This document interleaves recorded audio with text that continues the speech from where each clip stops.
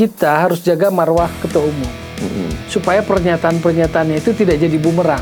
Buat Persib, ini situasi yang harus segera bounce back, harus segera bangkit. Kalau ngomongin Persib, enak juga ngomongin Persija, Wel. Sebagai tim yang punya reputasi besar, kalau cara mainnya, kualitas mainnya seperti itu, ini levelnya masih kelas mediocre. Iya. Persib, Arema, dan Bayangkara ini harus melakukan sebuah perubahan yang benar-benar berubah lah. Iya, karena ada kalimat legend kan, 60-an gitu. Frank Mahmud bukan? Ya Frank Mahmud bukan lah, masih terkenal Thomas Doll Persija.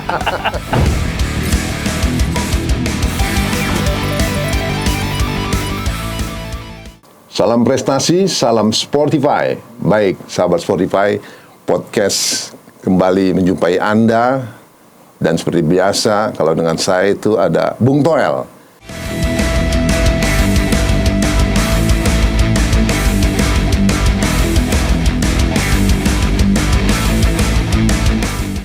Inilah expertise yang suka mentoel sepak bola nasional. Tapi dia pernah berkata kepada saya, semuanya demi kebajuan sepak bola Indonesia.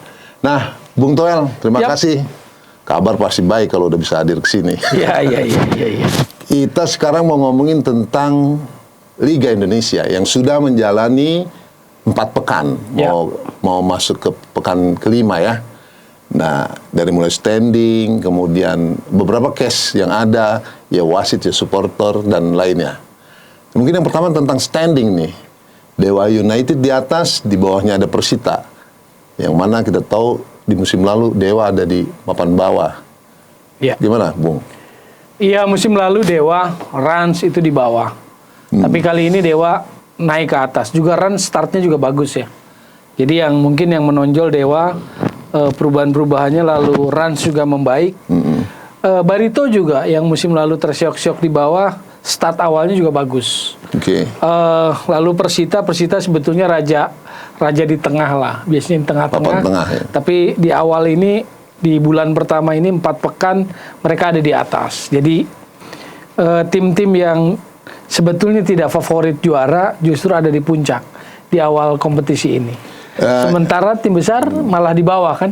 Persib, betul. Arema, Bayangkara ada di bawah. Persib dan Arema kita tahu belum pernah mengalami kemenangan. Ya. Mereka poinnya masih minim. Kemudian juga ada Persija ada di tengah. Tim-tim yang punya tradisi sepak bola yang kuat. Betul. Nah, ini kalau memang kita memprediksi memang terlalu dini ya. Betul. Tapi itu biasa terjadi di pekan-pekan awal. Ya. Tapi melihat untuk pekan kelima gimana, Bung Toel? Ya, ini momen-momen yang harus bangkit, terutama buat tim-tim besar. Persib misalnya, di awal ada situasi internal yang kurang bagus. 3 kali draw pertandingan pertama, Luis Milla mundur keluar. Belum ada pelatih pengganti yang definitif, kalah oleh PSM. Jadi situasinya nggak baik, nggak kondusif. Buat Persib, ini situasi yang harus segera bounce back, harus segera bangkit. Bayangkara berat, belum pernah dapat 1 poin pun ya. Jadi saya pikir ini juga catatan atau alarm keras buat Bayangkara.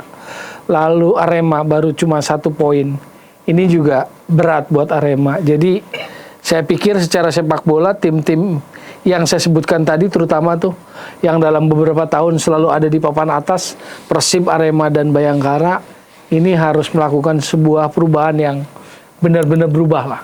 Bagaimana dengan PSM sang juara? Masih ada di tengah kan, masih mending lah. Dia ada di rank 5 kalau betul. Jadi nggak terlalu drop, artinya dia masih dalam koridor, masih dalam track gitu. Ya, kita sayangkan kemarin juga supporter Persib harus ngamuk karena timnya kalah ya. Belum meraih kemenangan. Nah, itu juga kan menjadi sesuatu yang seharusnya nggak terjadi. Apa kira-kira yang perlu lakukan Persib, Wel? Iya, Persib sebetulnya karena menurut saya sih Luis Milla mundur itu menimbulkan sebuah teka-teki ya. Menimbulkan ruang abu-abu lah buat bobotohnya, buat supporternya. Mereka bertanya-tanya, mereka mendebak-debak gitu loh. Alasannya sih kan alasan pribadi mundur. Tapi sepertinya agak kurang lazim lah dalam suasana sepak bola profesional seperti sekarang. Jadi banyak menduga adalah suasana internal. Konflik? Ya, kalau Luis Milla kelihatan bukan tipe yang ingin mengungkap itu ke publik gitu loh. Kalau saya lihat dari personality-nya. Tetapi kalau kita menduga, menganalisis atau membaca aja misalnya, sepertinya situasinya itu. Oke. Situasi ada internal lah, problem internal. Nah, kemudian dia ke Bali United. Isunya. Nah, isu itu Anda tanggapi bagaimana? Kalau ke Bali, saya rasa kurang elok buat Luis Milla sebagai seorang profesional ya. Yang dia pernah ada di level tinggi lah. Misalnya pernah bawa Spanyol juara Euro U21 kan. Lalu sekarang 3 pekan, lalu meninggalkan Persib, lalu bergabung dengan Bali. Karena meninggalkan alasannya pribadi kan. Yang diungkap ke publik gitu loh. Tapi bagaimana Bali United itu tim pernah juara, Tom? Betul, pasti. Dia bukan tim kaleng-kaleng. Logika aja itu. Cuman maksud saya buat Luis Milla jadi nggak elok. Sebetulnya gini analisisnya. Kenapa menurut saya alasan urusan pribadi itu menjadi sulit diterima secara profesional, secara sepak bola gitu loh. Luis Milla datang, posisi Persib kan Agustus tahun lalu nggak salah. Datang ke Persib, Robert Rene di demo oleh. Ya. Jadi memang Robert Rene diinginkan atau ditekan oleh Boboto untuk keluar dari Persib. Ya. Keluarlah Robert Rene dengan catatan 4 kali kalah di awal musim. Masuk Luis Milla. Itu bisa 15 kali tanpa kekalahan. Tapi di ujung kompetisi, Luis Milla bisa 6 kali kalah. Nah, jadi sejak pekan 24 sampai 34 atau dalam kurang lebih 11 pekan, itu bisa 6 kali kalah. Setelah 15 kali nggak kalah. Jadi menurut saya sih pasti Luis Milla itu pasti melakukan analisis, melakukan observasi terhadap kenapa hal ini terjadi di akhir-akhir kompetisi. Karena kan sebetulnya kalau mau bicara objektif, musim lalu Persib punya peluang juara. Persib, Persija, PSM. Tapi di ujung akhir melempem kan, banyak kalah gitu loh. Jadi kalau di catatan musim lalu Persib 10 kali kalah, statistik 6 kali kalahnya Luis Milla itu jadi lebih buruk dibandingkan Robert Rene yang 4 kali kalah di awal musim. Iya, menarik. Nah itu menurut saya itu jadi bahan atau jadi apa ya? Yang dia bawa memasuki musim baru. Ketika memasuki musim baru, catatan 3 pertandingannya kan draw semua. Angkanya sih terus terang aja agak lucu buat saya sih. 1-1, 3-3, 2-2. 1-1, 3-3, 2-2. Menurut saya sih analisis musim lalu itu sebetulnya mungkin dia sudah tahu jawabannya, cuma dia simpan dalam hati. Contohnya begini, di awal musim dia hanya bilang saya cukup 23 pemain plus 2 pemain dari akademi dari 31 atau 32 pemain Persib yang ada, ya. Dan di pertandingan pertama kan beberapa pemain pilar, pemain senior nggak masuk daftar susunan pemain. Lalu Ricky Kambuaya pergi. Beberapa pemain senior yang biasanya main sebagai starter atau masuk di DSP 18 pemain nggak masuk. Kadang-kadang perlu dipahami gini juga, supporter Tom ya. Persib, pelatih asing, siapapun belum pernah mengantar juara. Saya berpikir kekecewaan supporter juga ada di situ, di aspek itu. Tapi ke Luis Milla nggak ada tuntutan keluar dari Persib, nggak ada. Nggak ada. Beda dengan Robert Rene lah di awal. Karena juga performan tidak menggembirakan Boboto. Tapi Luis Milla menurut saya secara performan itu ada, diterima oleh Boboto. Secara penampilan, permainan, performan. Ya, jadi kira-kira bermasalahnya di mana? Maka kronologisnya saya bilang itu tadi. 15 pertandingan nggak kalah, tiba-tiba di akhir kompetisi banyak kalah. Drop. Itu menimbulkan pertanyaan di Luis Milla. Dia pasti lakukan evaluasi. Awal musim dia minta cuma 23 pemain. Artinya ada 8 sampai 9 pemain yang harus di drop oleh manajemen Persib. Tapi itu nggak bisa dilakukan juga kan oleh petinggi-petinggi Persib. Lalu di awal pertandingan hasilnya juga tidak menggembirakan. 1-1, 3-3, 2-2. Menurut saya dia punya pemikiran sendiri. Jadi daripada dia yang memilih mundur. Ada yang nggak mix dan match ya. Yang nggak masuk dalam katakanlah objektivitas dan logika sepak bolanya lah. Kalau ngomongin Persib, enak juga ngomongin Persija, Nah, Persija yang masih ada di tengah, kita tahu dengan Thomas Doll-nya, pun dia belum terlalu beruntung. Kalau lihat kemarin terakhir lawan Persita, kalah. Ya. kalah 1-0 ya. Dan kita lihat langsung itu. Kelasnya sih mediocre kalau main kayak begitu ya. Kecewa ya sebagai pengamat ya. Iya, sebagai tim yang punya reputasi besar, kalau cara mainnya, kualitas mainnya seperti itu, ini levelnya masih kelas mediocre. Iya, iya. Jadi Walaupun wajar mungkin- kalah dengan Persita. Walaupun, iya wajar kalah kalau pertandingan kemarin. Persita harusnya bisa dapat 2 gol lah. Ya. Terlepas bahwa Persija merasa ada 1 peluang penalti juga dia dapat yang tidak diberikan oleh wasit Ya. gitu kan. Oke. Terlepas kemudian ada catatan-catatan bahwa tanpa Simic misalnya, tanpa Ferrari di belakang yang ikut tes kepolisian gitu kan. Jadi ada problem-problem juga terkait pemain. Tapi kalau lihat kualitas mainnya seperti kemarin lawan Persita, menurut saya sih Persija harus naikin level lagi. Oke, sahabat Sportify, saya juga perlu minta pendapat Bung Toel tentang Bali United. Nah, ini Iya. tim elit ini. Yap. Nah, bagaimana dia punya kans, sementara dia sekarang juga ada di atas. Pernah juara dulu. Secara kandidat juara tetap Bali masuk kalau di percaturan Liga 1. Tapi persoalannya, trikinya musim ini adalah bisa nggak dia membagi konsentrasi yang sama, energi yang sama, performan yang sama kualitasnya di Liga Champion juga, Liga Champion Asia. Jadi kalau dia bisa membagi itu, menurut saya sih Bali punya peluang lah. Walaupun di awal musim ini di 4 pertandingan di 4 pekan awal ini Bali belum mengesankan ya. Menurut saya sih Bali belum mengesankan. Ada persoalan juga, Stefano Teko Kugura juga tampaknya dalam tekanan supporter Bali, Sameton yang ingin keluar sepertinya. Jadi kita tunggu nih dalam beberapa pekan ke depan, apakah Teko masih akan bertahan selamat dari gusuran atau memang akan keluar dari Bali. Oke, Tom, Ya. geser ke timur sedikit. Ada Persebaya Timur. dan Arema. Oke. Nah, ini 2 tim tradisi kuat. Tapi kita tahu Arema punya kasus dengan supporter, Persebaya juga masih ada di zona bawah. Musim ini bagaimana mereka? Persebaya sih saya pikir dengan orientasinya pemain-pemain muda, kehilangan Rizky Ridho juga, kehilangan beberapa pemain potensial, jadi konsepnya mereka akan tetap melahirkan pemain-pemain muda potensial lah. Jadi kalau kans juara sepertinya masih agak berat, tetapi kalau dia bisa bertahan konsisten di papan tengah, itu udah bagus. Arema sendiri? Arema berat sih situasinya. Dukungan publik juga nggak ada. Mereka seperti sedang luka ya, Tom ya? Yes. Hah? Dukungan publik juga tidak ada. Oke. Publik diri mereka gitu loh. Karena situasinya tidak terlalu bagus, buntut dari Kanjuruhan, Iya. masih berefek sampai sekarang. Jadi saya pikir kalau Arema sih sangat berat lah musim ini. Oke, itu kita singgung tadi tentang standing dan beberapa pemain kunci setelah pelatihnya. Nah, sekarang kita geser, Tom. Ini liga kita, ada beberapa catatan yaitu masalah wasit dan juga supporter. Ya, Mungkin sebelum supporter kita ngomongin wasit, Tom. Ya.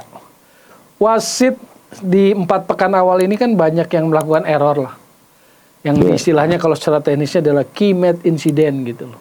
Key match incident. Ya, ada yang bukan penalti kasih penalti, yang harusnya penalti enggak, yang harusnya kartu merah enggak kartu malah gitu kan. Krusial tuh ya. Krusial, fatal karena insiden yang bisa mempengaruhi hasil pertandingan, hitungannya. Nah, biasanya itu kan ada sanksi tuh. Ya. Ada sanksi. Grounded lah wasit itu karena kesalahan itu. Bisa 4 pekan, 6 pekan, 8 pekan. Dan kelihatannya tidak terjadi itu. Wasit yang melakukan kesalahan di pekan awal, ternyata ada yang ditugaskan lagi. Berarti pertanyaannya, evaluasi wasit ini gimana? Ya. Gitu loh. Karena catatannya begini. Yang harus jadi stressingnya begini. Ketua umum turun langsung loh jadi komite wasit. Artinya nama besarnya, nama baiknya dipertaruhkan. Dia mempercayakan itu kepada Ratu Tisa dan Purwanto. Kerjaan pertama seleksi wasit itu udah ada catatan-catatan. 18 wasit yang Catatan negatif kan. Ada pungli, ada bocoran jawaban, ada soal tes fisik yang tidak sama bobotnya karena perbedaan waktu. Lalu kemudian wasit yang lolos 18 memimpin pertandingan dengan banyak kesalahan. Nah ini kan sebetulnya berbalik nanti kepada ketua umum yang sekaligus merangkap sebagai ketua komite wasit. Plus catatan tadi, yang salah-salah itu juga nggak dapat sanksi. Pertanyaannya, pengawas wasit ini asesor wasit ini apa catatannya gitu. Mungkin nggak Tom, bukannya tidak, tapi belum saja gitu loh. Karena kan komisi wasitnya juga kan baru ada. Komdis kita tahu juga kan belum lama terbentuk. Ya. Mungkin nggak karena itu? Nggak bisa begitu. Komdis kick off duluan terus Komdis juga itu merupakan sebetulnya hal yang terlambat diantisipasi ya. Harusnya kan perangkat itu udah ada gitu loh. Kan ini kan dibentuknya SK-nya setelah kompetisi jalan kan. Komisi jalan baru itu ada. Kalau kita bicara Komdis. Komisi Tapi wasit ada Komdis. Kalau di komite wasit kan nggak harus lewat Komdis pendisiplinannya, sanksi, teguran, evaluasi, perbaikan itu tidak selalu lewat Komdis. Biasanya lewat langsung komite wasit yang bagian pengevaluasi. Makanya kan ada yang menyeleksi, mendidik, mengedukasi, ada yang menugaskan, ada yang evaluasi. Nah waktu itu kan kita bilang kalau ini semua dihandle oleh Purwanto satu orang, ini nggak bagus. Kan nggak bagus dikuasai oleh satu orang. Maka harus ada pihak-pihak yang bertanggung jawab di masing-masing bidang. Siapa yang ngedidik wasit? Ketika ada yang drop, salah, katakanlah oleh yang mengevaluasi di drop, maka harus ada masukan. Karena kalau tiap minggu ada yang salah, habis lama-lama 18 itu. Iya. Minim lagi 18 kan? Iya, 18 minim. FIFA sampai khawatir itu. Iya, karena harusnya sih mungkin kalau biasanya kan yang suka instruktur itu dari Malaysia tuh.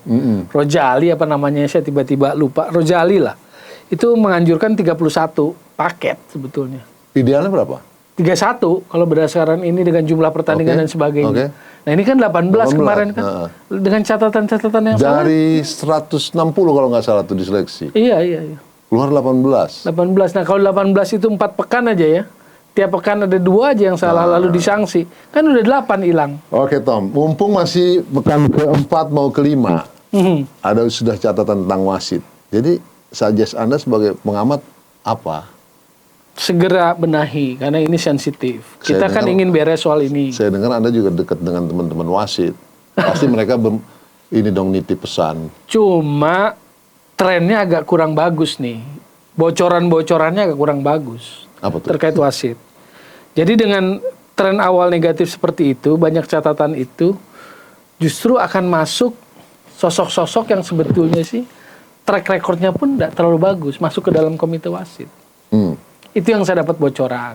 Dari teman-teman lah, dari teman-teman yang dari komunitas sekolah wasit gitu. Ya dari itulah, dari komunitas-komunitas yang paham itu. Jadi informasinya kan sekarang baru Purwanto aja nih yang kelihatannya ini akan masuk lagi untuk bantu menjadi partner Purwanto beresin wasit. Tetapi yang mau masuk ya saya nggak mau sebut nama lah. Yang track recordnya pun dipertanyakan. Artinya untuk orang-orang yang paham waktu semasa aktif maupun pernah menjadi pengurus wasit gitu atau komite wasit itu ada track record yang kurang baik lah. Dan itu diyakini akan membuat tidak puas. Pasti untuk yang paham bola, yang ngerti track record, ya pasti ini akan timbul pertanyaan besar. Kenapa dia masuk gitu loh? Kenapa dia masuk lagi misalnya gitu? Ya disayangkan ya. Kan sudah agak jelas cluenya kenapa masuk lagi gitu. Berarti pernah masuk kan? Ya tapi kita demi penghormatan tidak sebut namanya. Tidak sebut nama ya. Cuman isu itu beredar. Isu itu beredar. Baik. Nah, oke Tom. Berikutnya tentang supporter. Ya. Ya kalau tentang wasit ini sebenarnya podcast kali ini mau menghadirkan Direktur Operasional Liga Indonesia. Tapi beliau berhalangan, insya Allah minggu depan kita akan hadirkan. Akan kita kulik. Nah, makanya sekarang catatan Bung Toel dulu yang kita dengarkan. Dan sekali lagi ini demi kemajuan sepak bola Indonesia. Bung Toel mengkritik bukan tanpa data, bukan tanpa fakta, tapi dia banyak mengulik sana sini karena dia sudah cukup lama di situ. Nah, gini kalau soal wasit ya, tiba-tiba saya muncul imajinasi. Jadi kalau seorang kartunis nih, kalau bisa gambarin begini, wasit ada karikatur atau kartunis? Karikatur lah ya. Karikatur. Ada wasit, gambarnya Erick Thohir, ketua umum PSSI lagi nyuci, lagi bersihin wasit. Tapi wasit itu di belakangnya dipegang oleh tentakel, oleh gurita, oleh tangan-tangan panjang gurita. Nah sebetulnya itu yang harus diputus. Tentakel itu. Tentakel itu. Jadi jangan cuma ngomongin wasit aja. Ngebersihin wasit benar, nyuci, mandiin, dirapiin, dipercantik benar. Tapi jangan lupa, itu wasitnya dibelit nggak? Banyak tentakelnya. Ada tentakel nggak di belakangnya tuh? Kita pernah bahas itu kemarin. Iya. Selain yang soal kualitas ya teknis gitu, SDM. Itu sih soal jam terbang lah. Soal memahami law of the game, soal jam terbang memimpin pertandingan. Tapi yang parah kan kalau di belakangnya masih ada kayak begitu. Jadi kan bagus tuh kalau karikatur ya. Ya kebayang gambarnya. itu. Kebayang itu. Supporter Tom. Yap. Bagaimanapun sepak bola itu kalau tidak ada supporter tidak akan berkembang dan tidak akan meriah. Betul. Tetapi juga supporter lah yang membuat sepak bola bisa menghambat karena kerusuhannya. Iya. Tapi kerusuhan itu kan ada sebabnya. Iya. Catatan Anda, Bung Toel. Supporter ya. Kan di awal musim ini disebutkan tidak boleh ada supporter away. Ya. 2 tahun ya. Tadinya cuma itu doang kalimatnya. Dari ketua umum lagi langsung. Oke. Nah, terus. Terus ada kerusuhan, baru ada koreksi, ada semacam penambahan. Ini akan berlangsung 2 tahun. Kan begitu. Ya. Karena alasannya kita masih dalam proses transformasi sepak bola dalam pemantauan FIFA. Ya. Ini sih saja saya gitu loh. Harusnya perintah atau hitam di atas putih FIFA terkait transformasi sepak bola, terkhususnya soal supporter, itu disampaikan. Jadi bukan narasi semata-mata ketua umum. Karena begini balik-balik. Kita harus jaga marwah ketua umum. Niatnya saya akuin pasti bagus. Cuman harus dijaga supaya pernyataan-pernyataannya itu tidak jadi bumerang. Contoh, sebelum kick off sudah diwanti-wanti. Ketua Umum Erick Thohir menyatakan bahwa kalau ada kerusuhan pengurangan poin. Itu boleh secara regulasi ya? Kalau ditetapkan dalam regulasi. Kenyataannya kan tidak terjadi. Karena di regulasi Liga 1 nggak ada sanksi terkait itu. Oke. Artinya kalaupun harus dilengkapi maka kita bicara tentang kode disiplin di Komdis gitu. Kan harus dirapikan lagi. Di apa? Kalau ada penambahan dan sebagainya nanti disahkan di Kongres. Kan belum, nggak terjadi. Maka ucapan itu akhirnya kan dimintai pertanggungjawabannya. Kejadian apa enggak? Kan enggak. Kejadian PSM, kerusuhan internal supporter PSM nggak ada tuh pengurangan poin.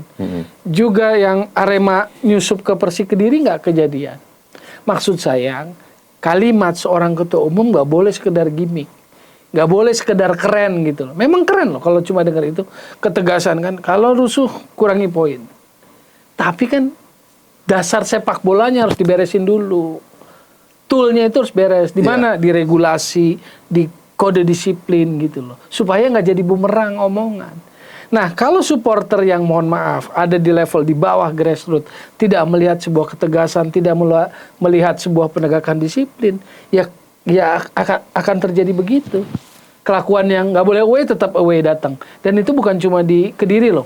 Iya. Di Solo datang katanya bonek kan dan sebagainya. Mungkin nggak begini, Di Sleman juga. Mungkin juga seperti ini, bahwa ucapan itu belum terrealisasi karena Komdis saat itu belum terbentuk. Tapi kan sekarang sudah. Artinya cacat-cacat supporter itu dicatat untuk kemudian dibahas, sanksi akan turun kemudian.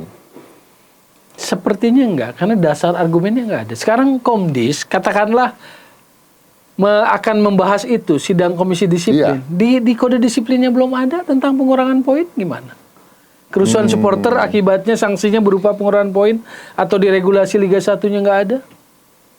Jadi Anda melihat tidak ada dasarnya ucapan itu? Ya, makanya kalau ucapan sepak bola itu harus ada argumennya, harus ada kekuatannya. Harus gitu. ada dalilnya? Iya.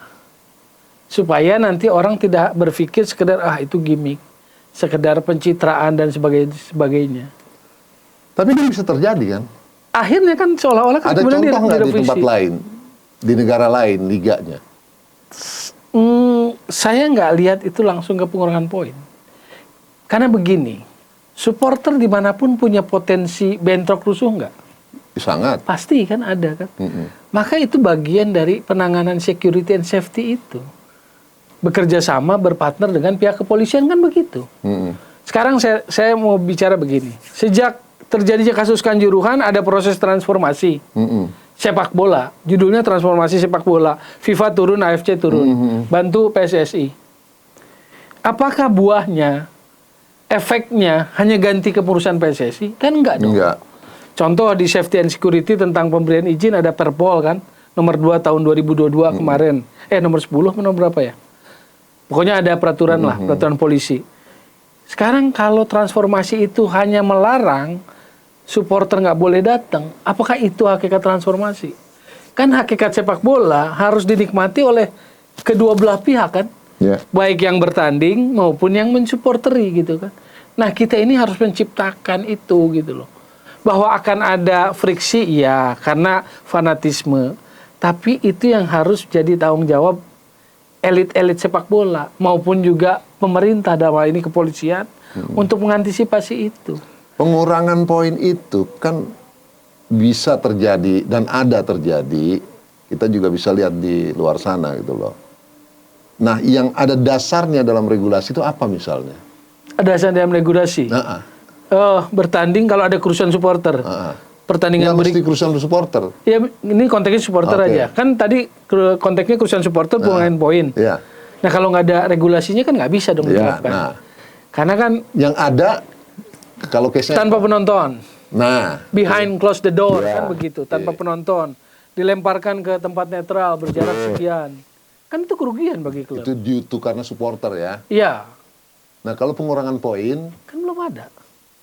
Hukumnya belum ada. Exception kali, Tom. Pengecualian. Atau tetap harus ditambahkan. Supaya Komdis kalau memberikan hukuman ada dasarnya. Dasarnya apa? Regulasi Liga 1. Dasarnya apa? Kode disiplin. Jadi nggak bisa fatwa seorang ketua umum gitu loh. Karena seorang ketua umum di sepak bola, di olahraga bukan the law. Dia bukan hukum itu gitu. Kalau Tuan Yusuf jadi ketua umum kan ucapannya bukan berarti hukum dong. Maksud saya itu loh. Penasaran juga seorang Pak Erik, pasti dia kan punya wawasan, punya referensi, punya pertimbangan. Harus dibisiki, harus dielaborasi sebelum itu gitu supaya nggak berbalik. Karena pernyataan itu ketika tidak ada penegakan disiplinnya, berarti kan supporter nggak ada jera-jeranya. Bohong, cuma omong doang katanya begitu. Iya, omong doang katanya. Sekarang soal salary cap, pernah dengar juga kan? Iya, kita pernah sih. Di regulasi Liga 1-nya nggak ada tentang salary cap. Nggak dicantumkan secara jelas. Oke. Baik, Bung Tommy, Anda mempertanyakan sanksi baik pada wasit dan juga kelompok supporter yang rusuh. Tapi kenyataannya itu belum berjalan. Betul. Dan bahkan Anda mempertanyakan dasarnya, dalilnya. Ya kan? Ya, karena itu tadi di awal kan ada sosok ketua umum di sana. Yang menurut saya ketika implementasinya nggak rapi, eksekusinya nggak rapi, evaluasinya nggak rapi, sanksinya nggak ada, penegakan disiplin, kalau istilah sepak bola, kalau istilah negara penegakan hukum, maka akan berbalik kepada posisi ketua umum. 1, sebagai ketua komite wasit. 2, ketika sempat menyatakan pengurangan poin soal supporter. Itu yang harus diwaspadai dalam sebuah organisasi, dalam federasi. Karena dia bukan hukum. He is not the law. The law itu, kalau dia berpikir sebuah kebaikan, maka harus diturunkan dulu dalam regulasi. Lalu disepakati kan oleh para klub-klub itu. Nah, kalau kayak gini kan eksekusinya nggak ada. Dan lucunya lagi, Komdis soal yang kasus PSM, yang internal ribut tuh, bentrok supporternya, hukumannya kan nggak jelas menurut saya sih. Keputusannya itu nggak boleh pakai atribut katanya. Yang salah soal atributnya atau supporternya gitu loh. Jadi saya logika sepak bola sih nggak ngerti juga tuh keputusan Komdis di sini. Iya. Tapi kita sekali Bapak lagi kan pernah jadi Komdis juga. Sekali lagi kita kadang-kadang saya Sportify lah ya, itu ingin selalu berprasangka baik, Tom. Sama. Terhadap siapapun yang mengurus sepak bola kita. Iya. Dan kita akan berharap ini semua akan maju. Saya hanya ingin cerdas aja gitu. Yang mengemban masing-masing bidang itu cerdas. Komisi disiplin itu kan badan yudisial. Yes. Hukum. Yudikatif lah kalau negara. Dia harus independen. Dia harus penegakan disiplin. Anggota dewan lah itu. Iya. Makanya kan belakangan ada ledekan. Oh kayak ini katanya apa? penegakan hukumnya. Bukan saya yang ngomong, ada yang ngomong rekan-rekan kita juga, katanya apa? Sanksinya kayak tilang elektronik katanya gitu. Kan nggak harus jadi situ gitu. Makanya saya bilang keputusannya itu harus benar gitu loh. Kalau atribut yang dilarang penontonnya tetap masuk, itu nggak lazim. Rata-rata kan biasanya kalau ada kerusuhan kayak gitu ya udah hukuman sanksinya nggak ada penonton aja. Pertandingan dilangsungkan dalam stadion yang tertutup, yang artinya nggak ada penonton gitu loh. Well, ada yang terakhir mau disampaikan? Ada, saya merasa kena Tapi- prank aja. Apa nih? Yang apa lagi Soal nih? direktur teknik dari Jerman gitu loh. Oke, ini hall ya di luar liga, tapi Ya, Untuk masih sepak bola terkait nasional. sepak bola Indonesia. kenapa? Kena prank. Frank Wormuth. Iya, yang datang Frank Wormuth kan? Frank, bukan prank ya? Ya bukan. Oke, Frank Wormuth. Kenapa? Bang? Karena tadinya kan yang kasih bocoran wakil ketua umum, katanya nama besar, pemain legend, usianya 60-an. Bahkan teman kita yang sangat fanatik Jerman kan berdebat tuh kita sambil bercanda. Lothar Enggak, Matthäus. well, ini Lothar Matthäus katanya. Wah, yang bener aja. Lah, umur 60-an siapa lagi Ada yang bilang katanya. Jurgen Kohler. Oh, ada yang bilang Jurgen Kohler. Itu nama-nama besar kan. Terus? Ya terbuailah publik kan. Seolah-olah gimmick kan. Ntar minggu depan. Tunggu minggu depan nggak keluar lagi. Sampai akhirnya kejadian lah minggu ini. Muncullah nama Frank Wormuth gitu kan. Kilan selera kita. Merasa di prank gitu. Dari ngarepinnya tadinya Lothar Matthäus. Hilang Lothar Matthäus. Tiba-tiba kita berpikir, oh mungkin Jurgen Kohler. Tapi kan bukan juga sembarangan Frank Wormuth tuh. Well, dia Atau Christian pernah Ziga atau siapapun lah. jadi instruktur pelatih junior sepak bola Jerman PSSI. Oh iya, tanpa mengajukan itunya. Tapi kan tadinya yang dianggap datang itu nama besar Gapnya gitu. terlalu jauh gitu. Iya, karena ada kalimat legend kan, 60-an gitu. Frank Wormuth bukan. Ya Frank Wormuth bukan lah, masih terkenal Thomas Doll Persija. Dan lucunya, Aduh, saya kenapa pikir Mas Dirtek, kok datang-datang jadi konsultan pelatih. Ini juga lucu, saya bingung. Karena jarang ada pos konsultan pelatih. Tidak lazim pos Tapi ada yang konsultan menulis pelatih itu. juga pada akhirnya jadi Dirtek. Nah, 4 bulan kontraknya gimana? Next berikutnya. Ya, kenapa nggak ditetapkan aja? 4 bulan kan untuk mengawal U17 dengan Bima Saktinya. Ya. Tapi after that Ya, bisa jadi kan katanya ada yang menulis ya. Saya baca jadi Dirtek. kalau saya nggak membaca itu, karena kalau jadi Dirtek langsung aja tetapkan Dirtek. Kontraknya jangan dibilang 4 bulan gitu. Ini kan konsultan pelatih satu posisi yang tidak lazim.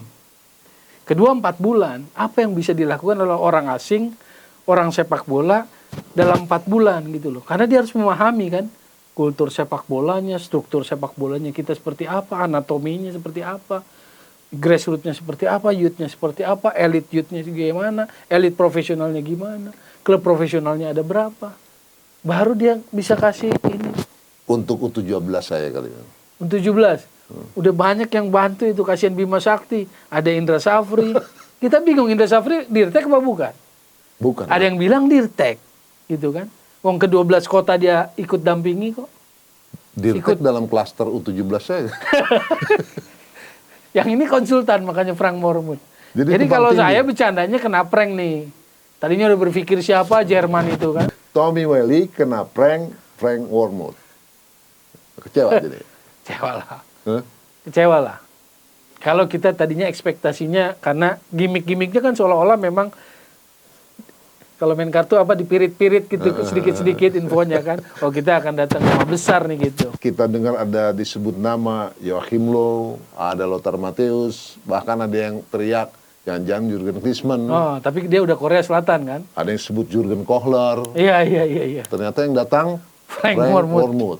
Baik, Bung Toel, terima kasih atas pendapatnya tentang Liga Indonesia, tentang sepak bola Indonesia. Sekali lagi, sahabat Sportify, apa yang kami sampaikan di sini adalah untuk kebaikan dan prestasi sepak bola Indonesia. Jangan ada yang baper, karena semua itu super. Well, thank you ya. Sama-sama, terima kasih. Salam Sportify. Ciao.